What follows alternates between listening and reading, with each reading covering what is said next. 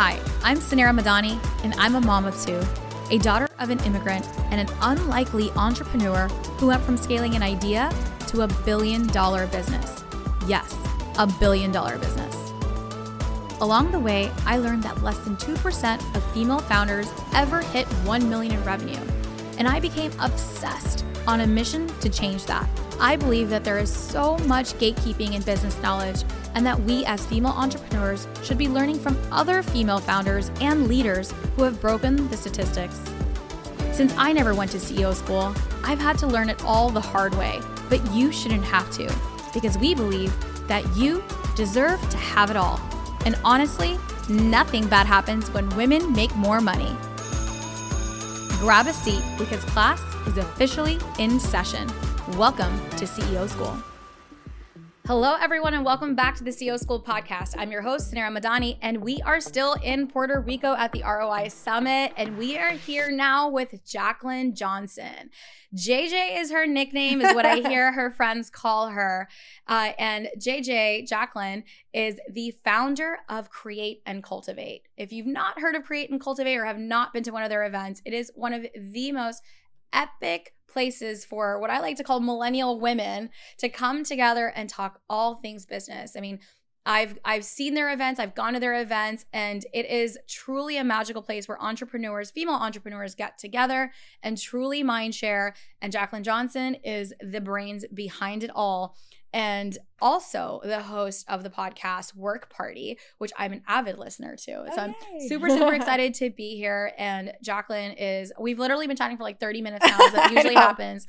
And so I'm so excited to have you here. And we're going to be doing the Schmilly Tank tomorrow together. Can't wait. It's our Shark Tank moment. I love it. It is. So Jaclyn, welcome to CEO School. Thank you for having me. I am so excited. Tell me a little bit about your background, how you created Create and Cultivate. What was the whole process? So much.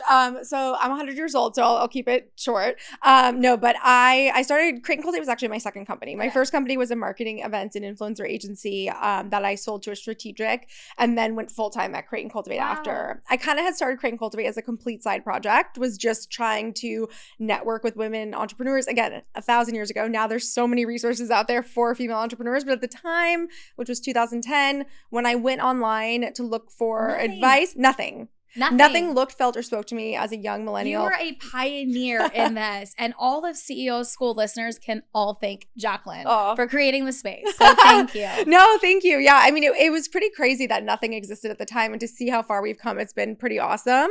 But yeah, so I started creating these events thinking one or two people would show up, and then cut to hundreds, later thousands of women getting together to hear from CEOs, content creators, celebrities, all about how to build a business you love. What have been some of the biggest milestones you think about in your journey that you're like, here's so I know the journey was quick and big, and it wasn't quick. It was over a decade, 10 years. Over 10 years. It's funny because but here's the thing. Everyone started to know about Create and Cultivate, I would say in 2017, and everyone would be like, you're an overnight success. And I was like, literally 10 years in the making. No such thing. I started Stacks in 2014, but it literally started 2013, and finally, I feel like it's like a decade later. Yeah. It was not overnight, but it feels like overnight. That's when people start noticing. Does, yes. Okay. So what were some of the key milestones, like getting the company off the ground, to see what were key marquee events? Oh my God, so many different things. I would say our first event was a big milestone for me. So we did our first event in Los Angeles. It was a hot mess. So when I tell you, we ran out of water 4 hours in, the gift bags were everywhere. It was just like a shit show. I had no idea what I was doing. But the girls were rabid, taking notes at the front. Everyone was like, I would have paid a 10x more to be here. Julianne Hough spoke. We had amazing speakers. It was so amazing, the energy in the room. And I knew I had captured lightning in a bottle in a way. I knew I had to do it better, but I also was like, oh wow, this is something really special and something really beautiful, and there's been nothing like this. So that was really exciting for us. Then I would say the next big milestone was really the launch of the podcast and the book. Yes. So Work Party. So I launched my book. I went on a 10-city book tour. Again, it was me, and I was sort of I don't know if this will be a thing. It was amazing. We sold out everywhere. Launched the podcast, and since have 3 million plus downloads. So it's been really exciting. But I would say the event that really, I think, turned a lot of heads, got a lot of people excited, was our Los Angeles conference in 2019. We had Kim Kardashian as our keynote, Chrissy Teigen, Jen Atkin, Lauren Conrad. I mean, it was a star-studded event. It was insane. And I think that turned a lot of heads. I think it was pretty rare to have Kim keynote a consumer-facing event, which was really exciting. Her talk was amazing. She was wonderful. And I think, that really was like a milestone for us as a business because it really put us into the limelight very quickly. And then of course, like there's a million things along the way, hiring my COO, breaking 10 million in revenue, all those things are just, big milestones. Those are amazing milestones. I'm going to say what everyone's thinking because honestly, Kim K has come up twice today now so she's on our mind right now. How did you get Kim K at one of your first events? So I know a lot of women here are at every stage of business and all of us sometimes like on shows, it's so inspiring to hear the story, but we love sharing the tactical of how. Tell us, how did that actually happen? Okay, so Kim's a unique situation, and I'll tell you both like how I think you should approach celebrity speakers and things like that. So I had 3 business partners at Create and Cultivate, all women, all amazing. One of which is Allison Statter, who is the CEO of Blended Strategy Group, but is also Kim's best friend. So she's on the show. I'm sure you've seen her on the show and all that stuff. Anyway, years in the making because obviously her schedule's insane, and we finally pinned her down and it was so exciting. And so Allison got to interview her, which was also really special because it's her best friend, so it was like a very natural conversation. So that's how we got Kim. We got her for free. She did it for free. Showed up early, did press interviews for us, was amazing, took pictures with everyone, was just a total dream to work with. So I feel like I can die now and put on my grave, I got a Kardashian to do something for free. I feel very, very lucky. That is amazing. It's pretty good. It's really, really good. But in general, I would say, because people always ask me that question, like, how do you get celebrities? I think the general rule is, and I think things have changed since the beginning when we started, but I think it's really about creating and presenting the opportunity for them in their businesses. Like, yes, they can show up and get a huge paycheck and do the thing, but like all the women that we're talking to have businesses in which usually their target audience is the Create and Cultivate audience. So how do you kind of create something unique and special that makes them excited to leverage their business and leverage our audience at the same time? So it's like creating that really valuable partnership that isn't always necessarily money. Oh, I fully agree with that. I think it always goes down to, at the end of the day, we're always like, we forget the fact that it's always what's in it for me. Yeah. Right. And you have to reframe every conversation. There's always something for the other person, and we've got to show value in that way. It's not for us. It's not your features. It's not your benefits. It's not all the things. And it's not all of this. What we believe it is, we really have to see and understand it from the customer's viewpoint. And everyone is a customer, whether it's that your speaker, your customer, your partner, whoever, what's in it for them. Yep. Right. And you have to do that positioning and that framing. And that makes complete sense. And all of the women that do come to Create and Cultivate as speakers there's something in it. Their audiences are there. Yeah. So that makes complete sense. And it's super awesome. Congratulations on all of those milestones, the 7-figure milestone, the 8-figure milestone. I've been there. It's really difficult. And what gets you to each of those, like what got you to 7 definitely didn't get you to 8. And then what gets you to like beyond 8 is like not that at all. Like I feel like you have to break it every single time. So as you were scaling, I know one of the parts of your, of your story, you've exited your businesses. You've exited Create and Cultivate. You've had previous exits along the way. Tell us about that journey of exiting a business. Yeah. So my first exit was so different than my second exit. I think my first company, again, was a marketing agency. I owned 100% of the business. And it was really a strategic acquisition for the PR firm that bought us. They wanted a Los Angeles office. They wanted to break into event production, which was something that we were really well known for. And we had an office, we had a team. So for them, it was easier to say, hey, like, let's acquire you to build our LA office, our team quickly. And it really came from a relationship. That one was like, I had known these girls for a long time. We had shared business over the years. They were basically doing what I was doing in New York City. And so it just was like a natural evolution and fit. Went through the process, obviously learned a ton along the way in terms of diligence and valuations and negotiations and deal structure and all that stuff. And then after that acquisition, going into Create and Cultivate was a whole different beast, right? Because I had been there, done that. I understood the process. I understood what they look for, what's valuable in those deal conversations, et cetera. So going into Create and Cultivate, which was also self-funded, was I knew I wanted to sell the company eventually. So I went in and built that company with that in mind. So I was very strategic strategic with high revenue, high profitability, you know, keeping the team lean and mean, being, you know, open and conversational with strategics along the way, kind of creating, again, that career ecosystem, which at the time did not exist. So it was extremely valuable for a lot of the bigger women's brands, which are primarily fashion and beauty. So it was a really, you know, strategic kind of approach. We ended up selling that company to private equity, which is a different type of sale than a strategic, obviously. So completely different ball game. And obviously there was bigger teams involved, lawyers, bankers, all that good stuff as well. It's so incredible. I mean, it's a really, I do, you know, I look back and people are like, what would you change about? I wouldn't change a thing about my journey.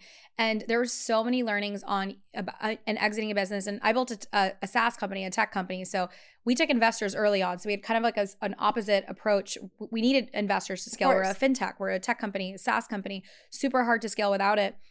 So the exit was always had to be part of the equation. So when you take on capital, you bring on investors, you have to return the investor capital. You have to not only return the capital, you have to make you know, multiples on those investors. Otherwise, like what's the point of them investing? And so returning capital was always, I knew, was going to be a part of it. So we did build along that path. But one of the biggest myths that I learned along the way was that what an exit could look like, right? And exits can look so different. And I feel like it's just not talked about.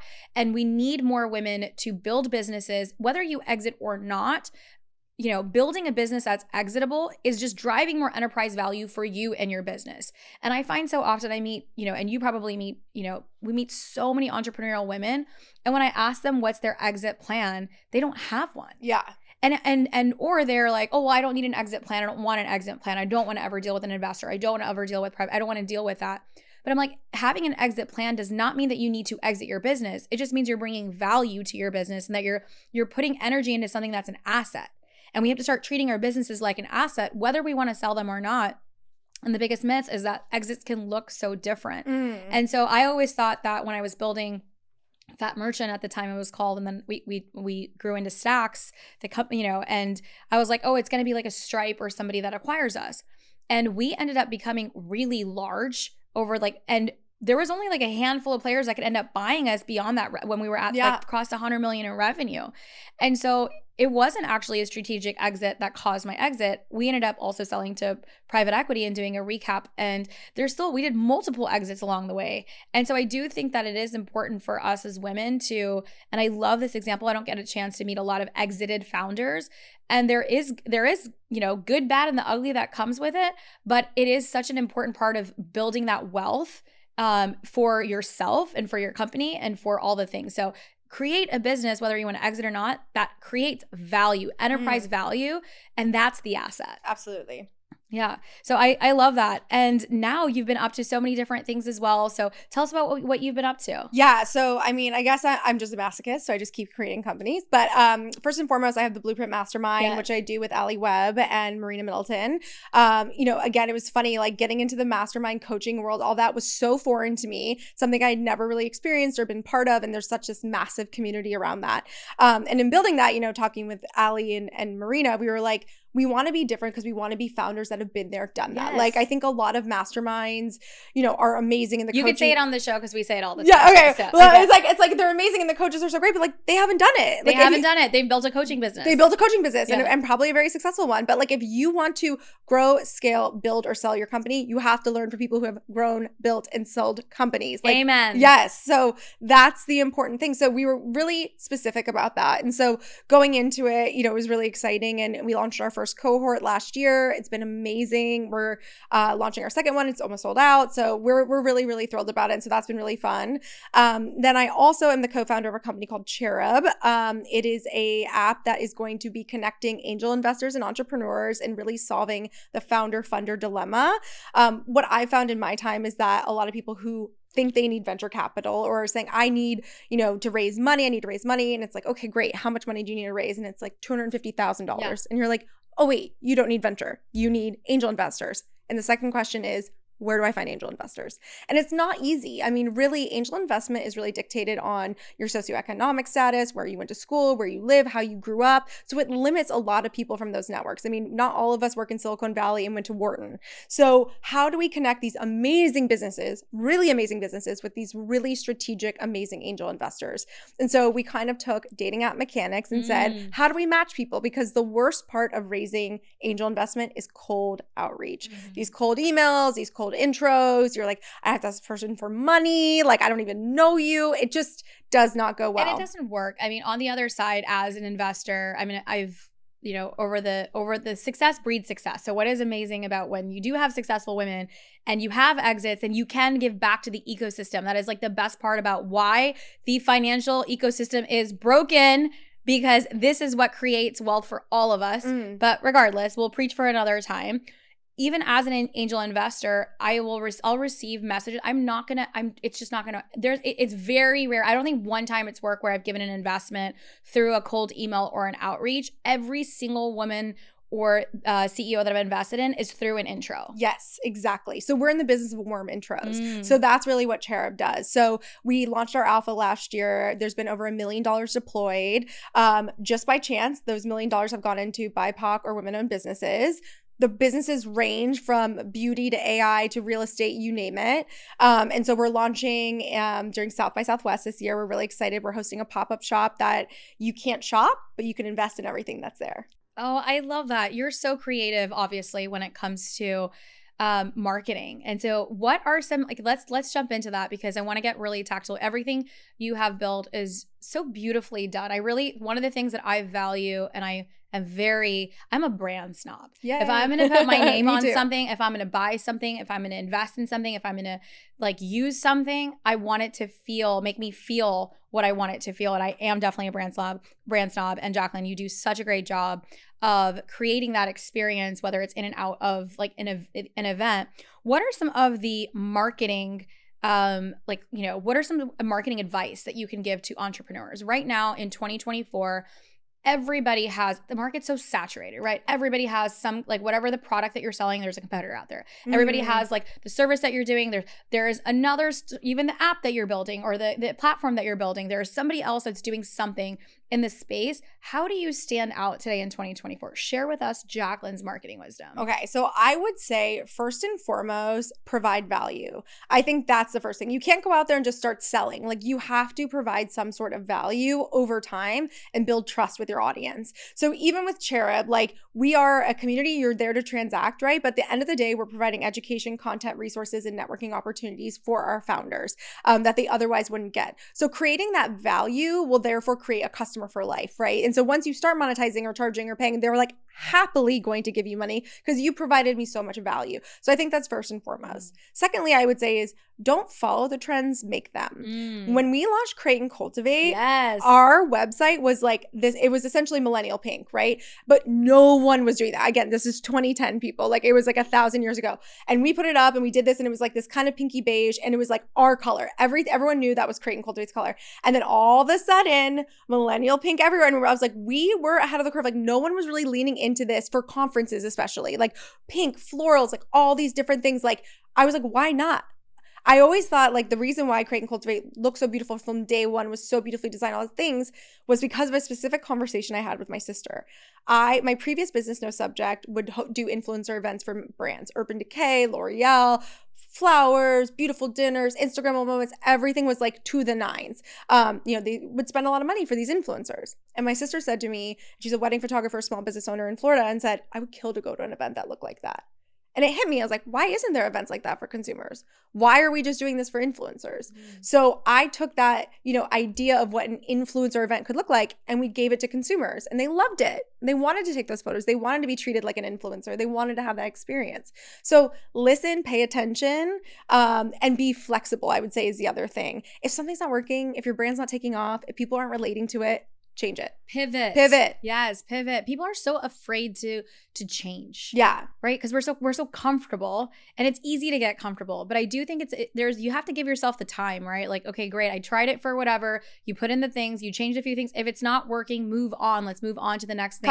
Cut it. I love it. So Jaclyn, one of the things that I admire about you, and even Allie, actually, I'm excited to also have Allie on the show, and Marina as well. And one of the things that I admire about women like you, I feel a lot of myself in, is the multi-passion, right? And I was so exhausted of like constantly being put in a box that I have to just do this one thing.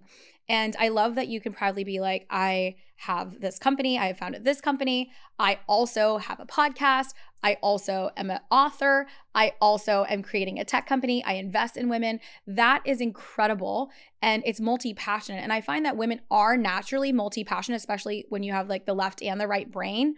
And I know I do, but sometimes I struggle with, we all struggle with managing it all, but I kind of struggle with the perception of like how, where do I put my energy? How do I put my time? How do I let the world like take a peek into all the things?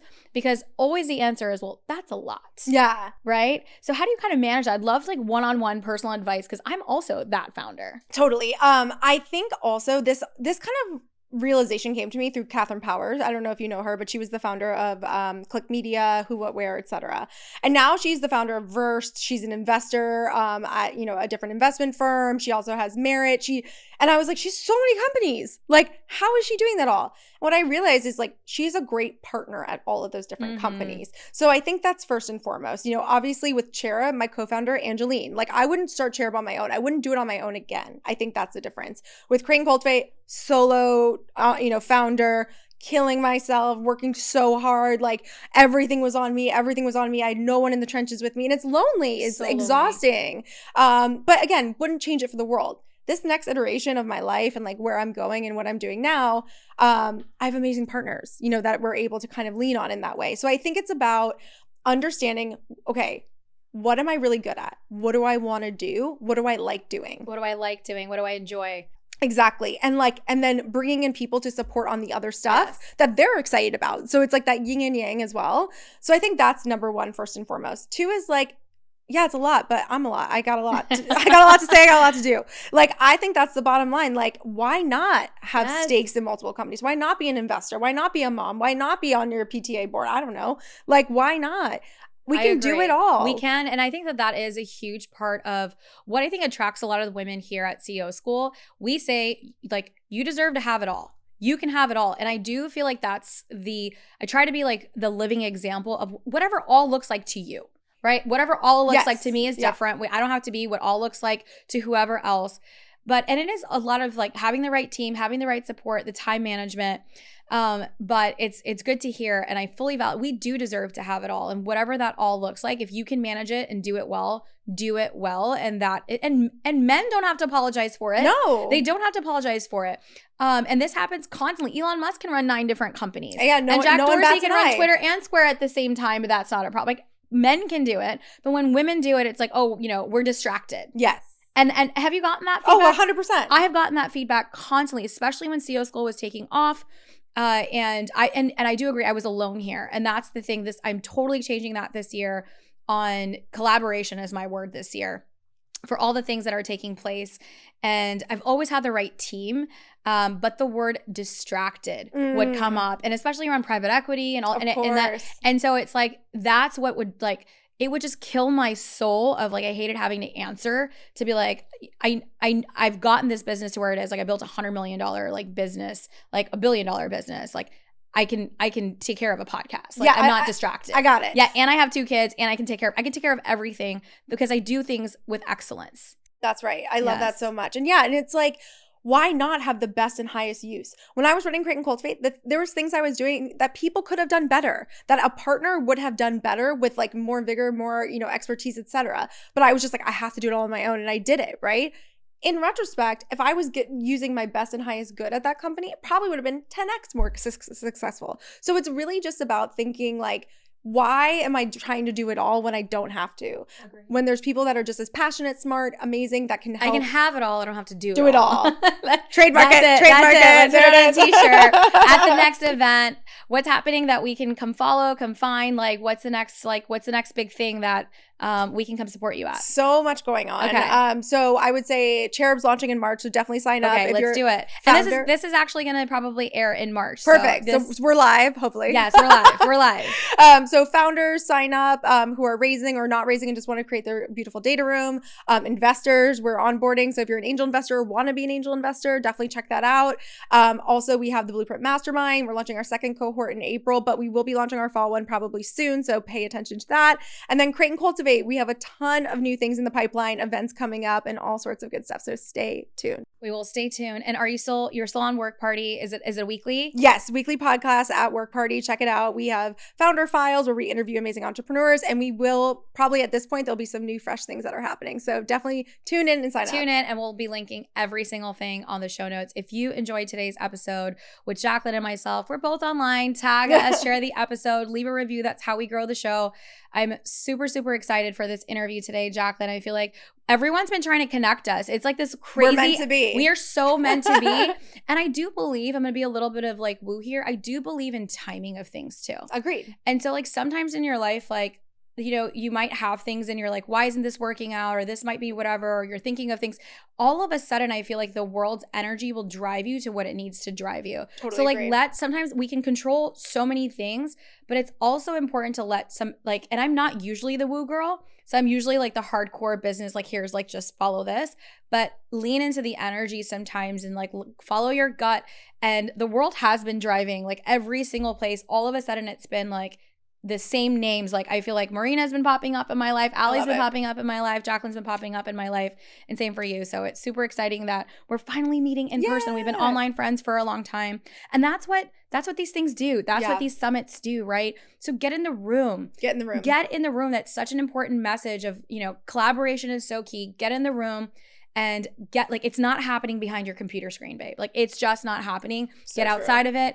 Get in person. And that's where in real life is where it's at right now. I'm over the digital stuff. I'm over the digital things. Like, get me off Zoom. But even the communities, right? Like, even all of the things, like, we have one. All I want to do is drive it in person now. Like, it's just a different energy. I'm an events girl. Always have been. You are. I know. And that takes a lot of work, but I'm there. I want to be in person for all the things. We'll see you guys next week at CEO School. Thank you for tuning into today's show. If you loved it, leave us a review. We are so proud to bring you authentic conversations, game changer expert guests, and valuable content on and offline. The best compliment you can give us is by screenshotting today's show and tagging us on Instagram at CEO School and at Sanira Madani. We are obsessed with swag, so don't be surprised if we want to send you some. Thanks for tuning into class today, and remember, nothing bad happens when women make more money.